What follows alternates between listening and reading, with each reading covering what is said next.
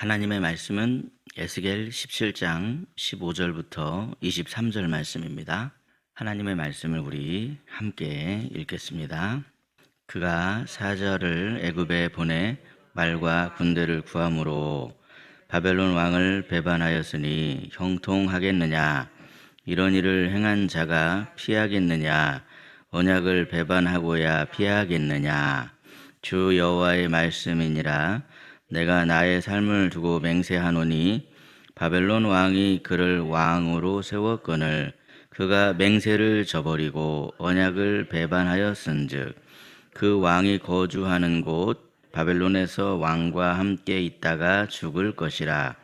대적이 토성을 쌓고 사다리를 세우고 많은 사람을 멸절하려 할 때에 바로가 그 큰 군대와 많은 무리로도 그 전쟁에 그를 도와주지 못하리라.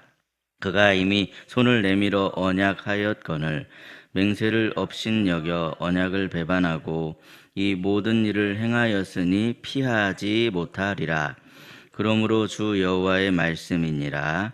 내가 나의 삶을 두고 맹세하노니 그가 내 맹세를 업신여기고 내 언약을 배반하였은즉 내가 그 죄를 그 머리에 돌리되 그 위에 내 그물을 치며 내 올무에 걸리게 하여 끌고 바벨론으로 가서 나를 반역한 그 반역을 거기에서 심판할지며 그 모든 군대에서 도망한 자들은 다 칼에 엎드러질 것이요 그 남은 자는 사방으로 흩어지리니 나 여호와가 이것을 말한 줄을 너희가 알리라.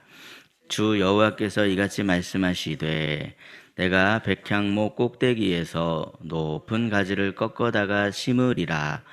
내가 그 높은 새 가지 끝에서 연한 가지를 꺾어 높고 우뚝 솟은 산에 심되 이스라엘 높은 산에 심으리니 그 가지가 무성하고 열매를 맺어서 아름다운 백향목이 될 것이요 각종 새가 그 아래에 깃들이며 그 가지 그늘에 살리라. 아멘. 오늘도 이른 새벽에 하나님의 말씀, 약속의 말씀, 은혜의 말씀을 사모하는 마음으로 주의 전에 오신 여러분의 삶에 하나님의 은혜와 평강이 가득하시기를 예수님의 이름으로 축복합니다. 지난번에 이 에스겔 말씀을 나눌 때도 말씀을 드렸지만 유다의 마지막 왕 시드기야에게는 이 바벨론의 손에서 벗어나고자 하는 그런 강한 열망이 있었습니다. 그런데 시드기야는 하나님께 엎드리려 하기보다 애굽의 도움을 요청했습니다. 유다의 시드기야 왕은 애굽의 바로 느고가 자신에게 닥친 이 바벨론의 문제를 해결해 줄 수 있을 거라 그렇게 생각을 했습니다. 그러나 바벨론도 애굽도 시드기야에게 닥친 문제의 답이 될 수는 없었습니다. 과연 왜 그렇겠습니까, 여러분? 그 이유는 하나님께서 시드기야와 이스라엘 백성들을 내 백성이다 그렇게 말씀하기 때문에 그렇습니다. 하나님의 백성에게는요 오직 하나님만이 유일하신 답이요 참된 소망이다라는 그런 말씀입니다. 그러나 유다의 그 마지막 왕 시드기야는 그 소망을 붙잡지를 못했습니다. 그는 결국 하나님을 의지하지 않고 세상을 의지하다가 비참하게 바벨론 포로로 끌려간 왕이다. 그렇게 성경에 기록되고 있습니다. 오늘 본문의 말씀을 통해서 세 가지 교훈을 함께 나누며 과연 우리의 소망은 어디에 있는가? 우리가 어디에 소망을 두어야만 하는가? 그것을 다시 한번 확인하는 그런 복된 시간이 되시길 바랍니다. 첫째로 하나님께서는요 시드기야가 품었던 헛된 소망의 결말이 무엇인지를 분명하게 말씀해 주십니다. 우리 본문 15절과 16절 말씀인데 15절 16절 말씀 다시 한번 읽겠습니다. 시작. 그가 사자를 애굽에 보내 말과 군대를 구함으로 바벨론 왕을 배반하였으니 형통하겠느냐? 이런 일을 행한 자가 피하겠느냐? 언약을 배반하고야 피하겠느냐? 주 여호와의 말씀이니라. 내가 나의 삶을 두고 맹세하노니 바벨론 왕이 그를 왕으로 세웠거늘 그가 맹세를 저버리고 언약을 배반하였은즉 그 왕이 거주하는 곳 바벨론에서 왕과 함께 있다가 죽을 것이라. 아멘. 예. 시드기야는 에스겔이 바벨론 2차 포로로 끌려갈 당시에 바벨론 왕 느부갓네살이 유다의 꼭두각시 왕으로 세운 왕이 바로 시드기야 왕입니다. 유다의 마지막 왕이죠. 그래서 겉으로 보기에는 영락없이 누가 시드기야를 세운 것처럼 생각이 되냐면 바벨론이 시드기야를 세웠다, 이런 생각이 들 수밖에 없었겠죠. 그러나 여러분, 하나님께서는 그 바벨론 왕 느부갓네살 위에 누가 계시는가, 과연 누가 그 위에 있는가, 그것을 분명하게 말씀하십니다. 누가 계십니까? 바로 우리 하나님께서 계십니다. 그래서 시드기야가 아무리 괴로워도 아무리 힘들어도 엎드려야 될 분은 바벨론의 느부갓네살도 아니고 애굽의 바로 누구도 아니고 하나님이었더라는 것이죠. 하나님께 엎드려야 됐습니다. 바벨론도 애굽도 그를 구할 수 없었습니다. 하지만 시드기야는 애굽의 힘을 빌어서 바벨론의 손아귀에서 벗어나고자 하는 헛된 소망을 품었습니다. 영적으로 생각해 보면 지금 시드기야의 문제는 바벨론이 아니었습니다. 진짜 문제는 바로 이 시드기야의 마음이 문제였습니다. 시드기야의 믿음이 없는 것이 문제였더라는 것이죠. 여러분, 이처럼 우리가 엉뚱한 데를 바라보면 근본적인 문제가 해결될 수가 없습니다. 어떤 문제 앞에서 우리가 기대해야 하는 것은 흔들거리는 세상의 헛된 것이 아니다 하는 그런 말씀이죠. 우리가 기댈 분은 오직 반석이신 우리의 주님밖에 없습니다. 그러므로 오늘 새벽에 혹시 우리 마음이 세상적인 것을 기대고 있지는 않으십니까? 내 인생에 몰아닥친 위기 앞에 이 문제를 해결해 줄 무언가를 지금 찾고 있지는 않으십니까? 사랑하는 여러분, 겉보기에는 아무리 대단해 보이는 것들이 있을 수 있습니다. 주변에 대단해 보이는 것들이 있을 수 있어도 그것들은 결국 마른 막대기처럼 헛된 소망이 될 수밖에 없습니다. 그러므로 참된 소망은 오직 주님께 있습니다. 그렇게 고백하고 영원한 반석이신 주님께 소망을 두심으로 말미암아 평안하여 흔들림이 없으시는 저와 여러분이 되시기를 예수님의 이름으로 축복합니다. 둘째로 하나님께서는요, 시드기야의 불성실이 결국 하나님의 영광을 가리게 될 거다, 그렇게 말씀하고 있습니다. 우리 본문 19절 말씀인데요, 우리 19절을 함께 읽겠습니다. 그러므로 주 여호와의 말씀이니라. 내가 나의 삶을 두고 맹세하노니 그가 내 맹세를 업신여기고 내 언약을 배반하였은즉 내가 그 죄를 그 머리에 돌리되. 아멘. 예. 하나님께서는요, 시드기야가 바벨론 왕과 이 조약을 맺을 때 내가 너를 왕으로 삼을 테니까 너 하나님께 맹세해, 나한테 충성하겠다고 네가 믿는 신 하나님께 맹세해 라고 그렇게 할 때 당시에 이 고대의 조약을 맺는 그러한 관습에 따라서 제가 하나님께 맹세합니다. 하나님께 맹세합니다. 당신에게 충성하겠습니다. 그렇게 맹세한 그것도 지켜야 할 책임이 너에게 있다. 이렇게 지금 말씀하는 겁니다. 느부갓네살이 아무리 이방 족속이라 할지라도 느부갓네살이 하나님의 이름으로 맹세하며 조약을 맺도록 했기 때문에 그 조약은 왜 지켜야 되는가? 느부갓네살 때문에 지켜야 되는 게 아니라 하나님의 이름을 봐서라도 절대로 가볍게 여기며 함부로 깨트릴 조약이 아니더라는 것이죠.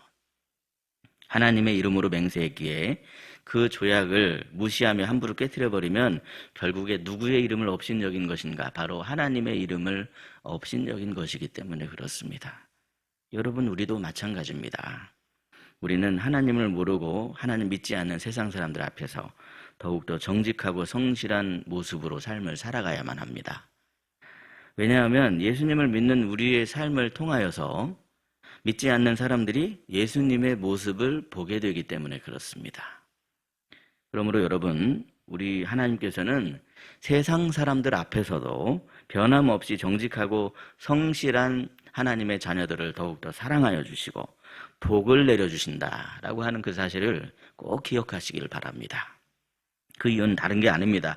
우리의 정직하고 성실한 그 모습을 통하여서 세상 사람들 앞에서 우리가 성실하신 하나님의 모습을 나타내며 신실하신 하나님이 어떤 분이신가를 나타내게 되기 때문에 그렇습니다. 그러므로 오늘 우리의 삶을 돌아봅시다. 예배의 자리, 기도의 자리, 말씀의 자리에 여러분께서 성실하십니까? 예, 그것은 참 잘하는 것입니다. 그런데 여러분, 우리는 세상 사람들 앞에도 정직하고 성실해야만 합니다. 그러므로 여러분, 세상에서도 항상 정직하고 성실하심으로 하나님의 성실하심을 세상에 나타내며 하나님께로부터 사랑받고 칭찬받고 인정받는 그런 복된 성실한 하나님의 자녀들이 다 되시기를 예수님의 이름으로 축복합니다. 이것은 여기 구약 성경의 말씀만이 아닙니다. 예수님께서 너희는 세상의 빛과 소금이다, 그렇게 말씀하셨습니다. 똑같은 이치인 것이죠. 셋째로 우리 하나님께서는요, 절망적인 상황에서도 놀라운 구원을 약속해 주십니다. 우리 본문 22절, 23절 말씀인데 22절과 23절 말씀 함께 읽겠습니다. 시작. 주 여호와께서 이같이 말씀하시되 내가 백향목 꼭대기에서 높은 가지를 꺾어다가 심으리라.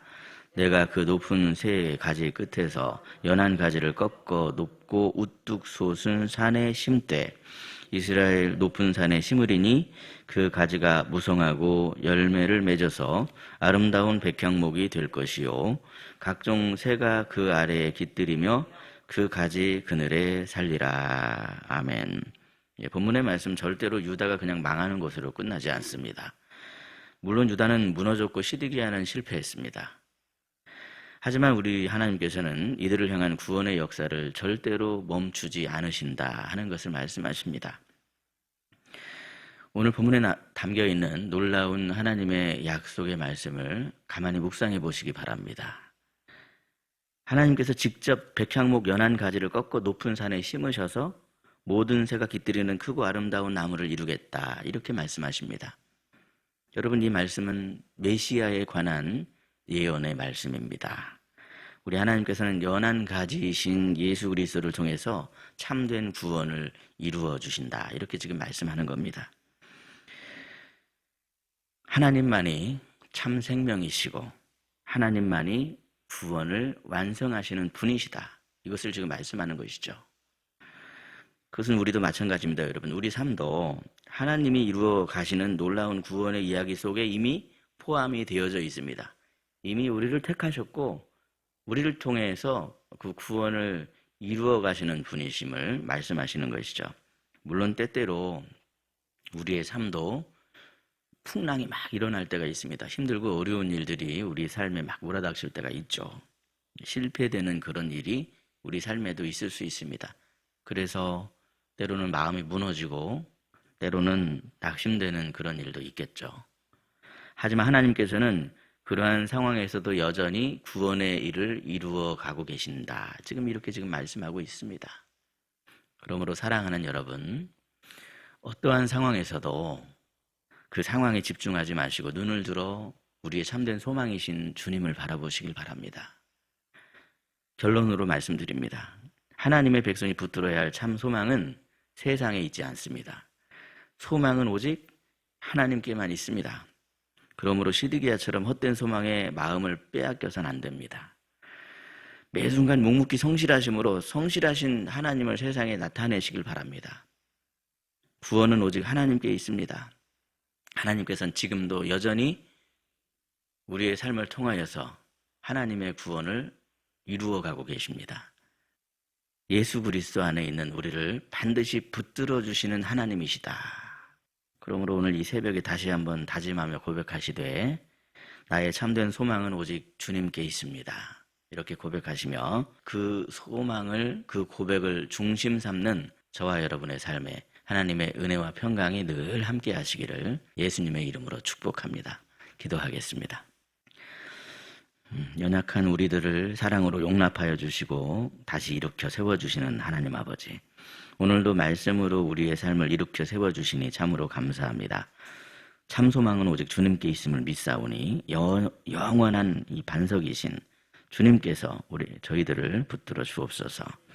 예수 그리스도 안에서 자녀 삼아주신 하나님 아버지, 하나님의 자녀로서 세상에서 하나님께 영광을 돌리길 원하오니 매 순간 정직하고 성실하여서 신실하신 하나님을 세상에 나타내는 아름다운 하나님의 자녀가 될 수 있도록 저희들을 붙들어 주시옵소서.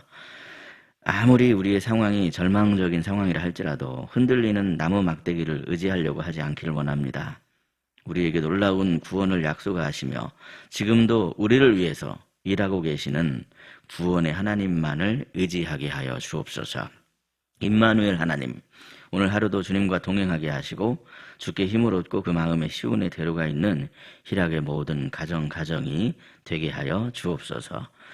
몸과 마음이 연약한 성도들에게 치유의 능력이 임하여 깨끗하게 회복이 되게 하여 주시며 그리하여서 더욱더 깊어진 믿음으로 주님을 더 가까이 하는 복된 심령이 되게 하여 주옵소서. 가정마다 은혜를 베풀어 주시고 사랑하는 자녀들을 주님 손으로 붙들어 주셔서 이 세상에서 아무런 근심, 걱정, 염려 없이 형통의 길을 걸어갈 수 있도록 아버지께서 붙잡아 주시옵소서. 몸과 마음이 연약한 성도들이 있습니다. 아버지 하나님, 육신의 질고로 인해서 고통 중에 있는 사랑하는 성도들, 또한 수술 후 회복 중인 그런 귀한 성도님들을 주님께서 사랑의 손길로 붙들어 주시고 날로 새로워지게 하시고 회복이 되어서 걷기도 하고 뛰기도 하며 하나님 앞에 영광 돌리는 귀한 하나님의 자녀들이 다 될 수 있도록 주여 축복하여 주시옵소서. 오늘 하루의 삶을 주님께 맡겨드리며 하나님께 엎드려 간절히 기도합니다. 주님, 저희들의 마음에 하나님이 부어주시는 하늘의 평강이 임하게 하시고 그리하여서 세상에서 달마다 빛을 뿜으며 맛을 내는 소금이 되는 하나님의 자녀로서 복된 축복의 통로가 다 될 수 있도록 인도하여 주시옵소서. 우리 구주 예수 그리스도의 이름으로 감사하며 기도하옵나이다. 아멘. 각자 기도하시겠습니다.